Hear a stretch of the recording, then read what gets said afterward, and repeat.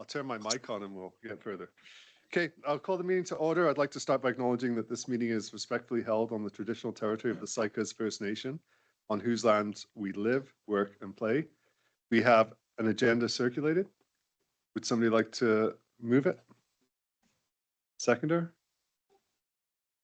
Any discussion? All in favor? Carried. We have the minutes from the August 12th meeting. Would somebody like to move adoption? Seconder? Any discussion? Carried. We don't have any bylaws or delegations. So we'll go down to CAO reports. 6.1, we have a correction on the minutes from May 13th. Somebody like to move that? I'll move that. Seconder? Any discussion? All in favor? Carried. Then we have the quarterly reports. So August financial statements. Any discussion there? Nope. Then we have building and bylaw. Any discussion from that report?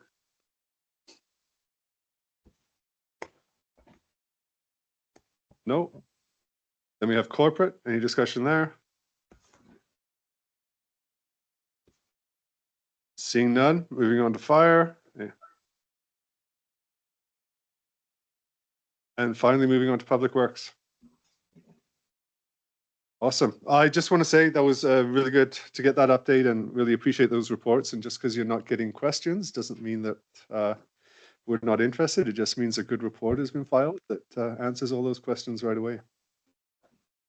Okay, 6.3, we have the 5-year financial plan amendment bylaw.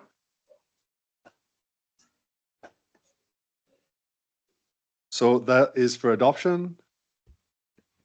I'll entertain a motion. Seconder?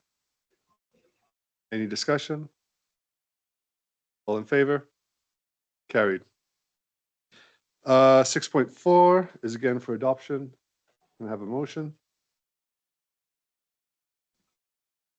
Anybody? Seconder? Okay, any discussion on that? Seeing none, all in favor? Carried. 6.5, we have the arena fees amendment bylaw, and that again is for adoption. So, any discussion there? Seeing none, all in favor? Carried. 6.6 is again adoption. Do we have? Okay, seconder. Any discussion? All in favor? It's carried. Councillor items. Let's go online first and hear from Councillor Frankel. You really want me to talk?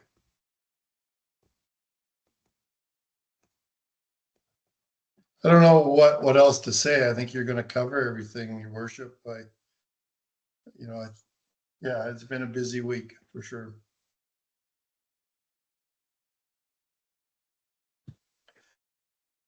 I'm good. Go ahead. Thank you. Councillor Lozay.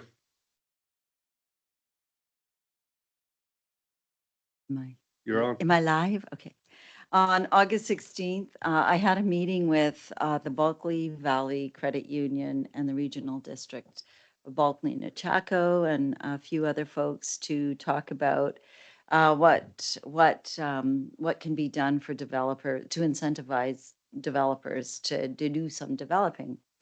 And they're willing, the Bulkley Valley Credit Union, BVCU, is willing to be very innovative. They reminded us that they have a lower required debt service coverage, is lower than the regular banks, and they believe they're looking at offering attractive financing and are interested in having being part of some impact projects for communities where there's a 50% community impact, whatever the project is.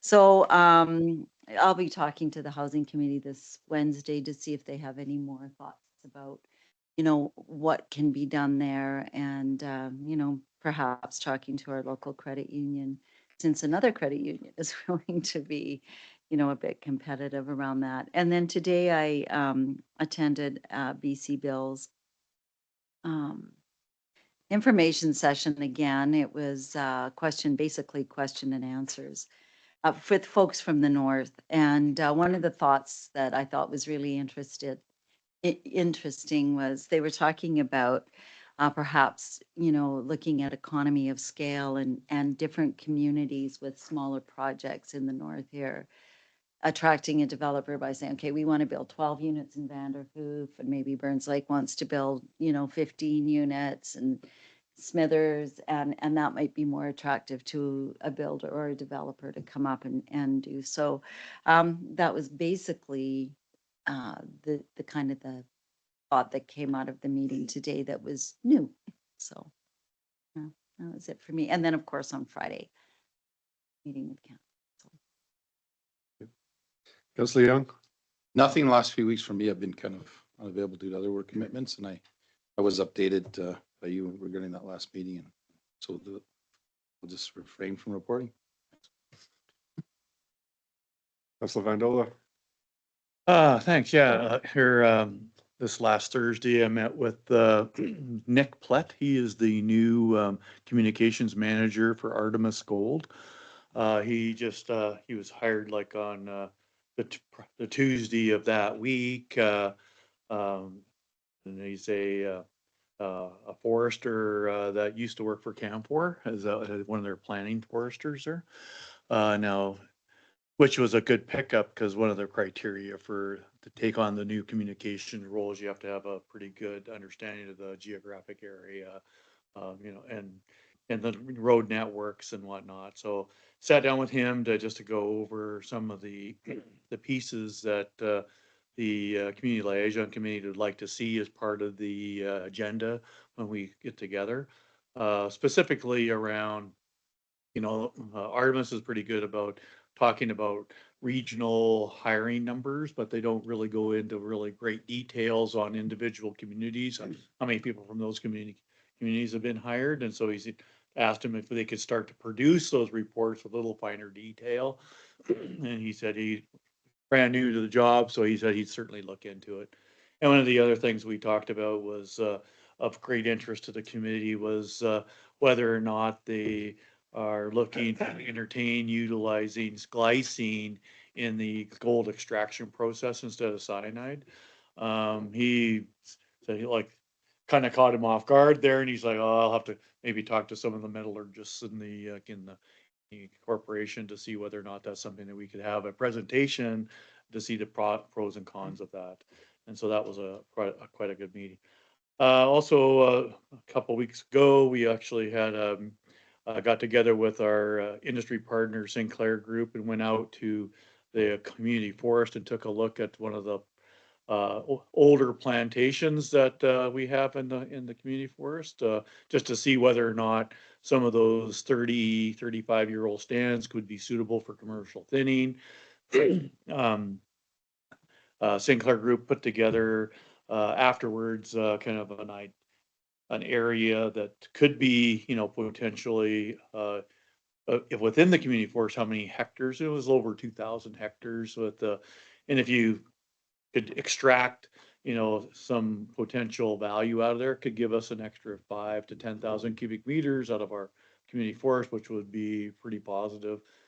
And then we asked them if they're, to do a kind of a mapping exercise on the west side of Highway 27 to see whether or not, there was other areas that don't really have a lot of mature volume, but they would have, some of those same kind of stands with the same sort of structure and age classes.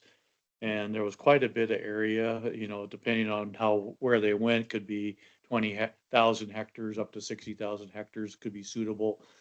Some of the area they picked was way too far over into to Notley territory, so we wouldn't be going that far. But certainly there's some potential opportunity for when we go down to UNBC and have those conversations with the minister start talking about community forest expansion. So, and of course, this week we've had other meetings that we'll be discussing in camera.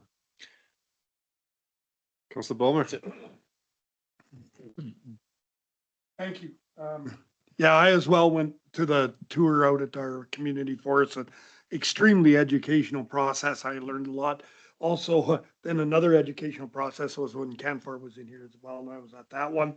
I attended the August 29th meeting of the Vanderhoof Chamber of Commerce. I want to say that every time I go to a meeting with the chamber, I get more and more excited about the group and what they're doing. They're really working hard at keeping things going. From my notes, I don't know if I can read them. We have right now 78 paid members. There was new interest shown and a couple of old members are coming back. It looks like we'll end up with 119 to 120 shortly here. We received a thank you letter from the library for our donation of the gift cards there. But the most interesting thing I found was trying to organize the all candidates forum. The chamber does it every year whenever we have an election of any kind. The BC Northern Real Estate Board also puts money into these, but you can't have an all candidates forum unless you have some candidates. The night we were there talking about it, we had exactly 0 candidates running in our riding. Since then, I guess Shane has shown, filed his papers, I think. Has he, Shelley? Is he filed? Okay, so I think he has because he said he was running as an independent, but I don't know if he will now that the BC United have talked about staying as the BC United. He might want to stay in that camp. The other thing was the one that kind of upset me, but I didn't really expect another answer. John Rustad said no. There was no explanation. There was no other date we could use. There was no other way of doing it, like to bring him in via Zoom or anything like that. It was simply, no, he won't do one. So it's going to be hard. We're still working at trying to put one on somewhere along the line here. But right now, everything's up in the air until we find out if we have candidates in this area and who they will be. And that. So that was probably the most interesting thing that came out of that. And that's it for me. Thank you. Thanks. Councillor Martins. Yeah, I don't know if mine was quite that entertaining, but I really have nothing very specific either, other than you called to the meeting here the other day, as so many of you were too.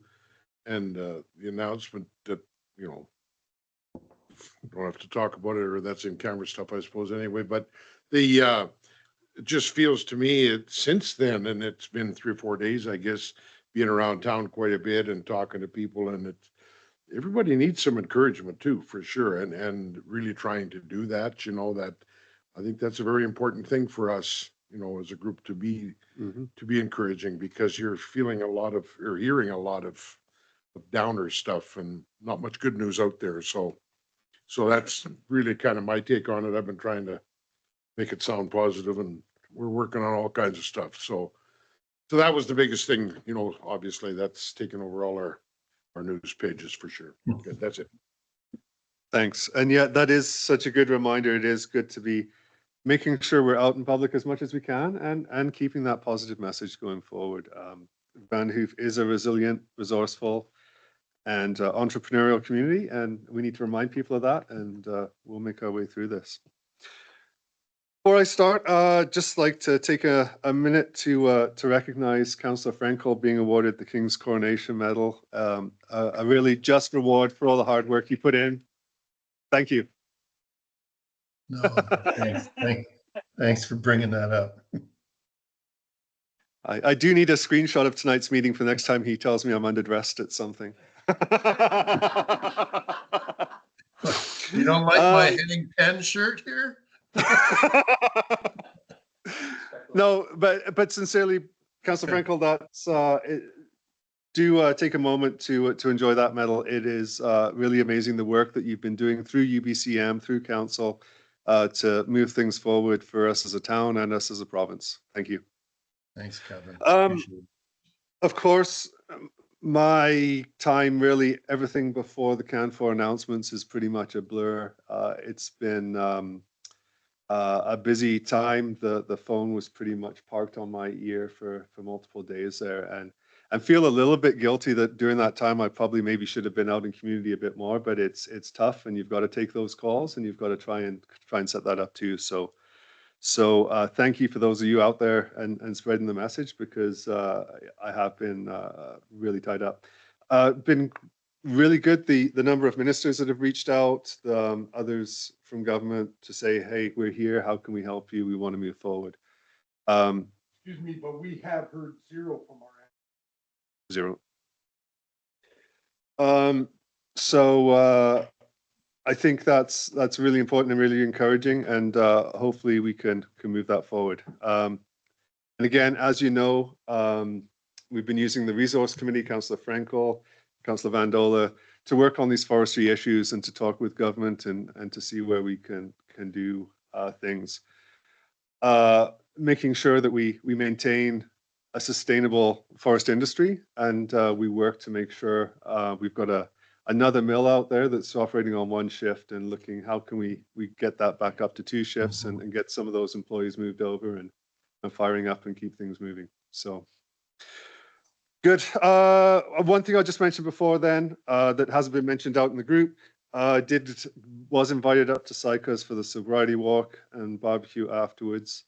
Really rewarding, and I encourage those of you when you're sitting in the seat after I'm gone, make sure that you do take the time to get up there. Every chance I get to go to Sycas, and I'll be there again tomorrow, make sure you're up there, make sure you're in community and seen, and it goes a long, long way. Okay, moving on. Vanderhoof RCMP detachment crime statistics. Any comments, questions coming out of there? Councillor Young. Oh, I think obviously we heard before there was going to be some focus in some certain areas. And so people would be looking at this and they'd see one that's doubled in comparison to last year in terms of liquor offenses. So I think sometimes it would be good for the RCMP to maybe elaborate a little bit more about their focus and being proactive, so it doesn't look as maybe there's another issue in play. So anyway, just that's how I was just thinking about that. Actually, yeah, it's really, really good feedback, and maybe we can bring that up with Staff Sergeant Day just to make sure. Just a couple of lines at the end to explain those kind of things would go a long way, right? So, yeah, exactly. Because I think we did talk about the fact that when you do focus on some area, The numbers go up. the numbers are going to change. So Yeah. it's probably a little bit of both, who knows? But I think it's good for them to just point those things out to folks. And anyway. Yeah, no, for sure. Any other comments? Okay, moving on, we have the council priorities, just to remind us of our vision and where we're heading. And correspondence, we don't have any. So that leads us to adjournment. I declare us adjourned.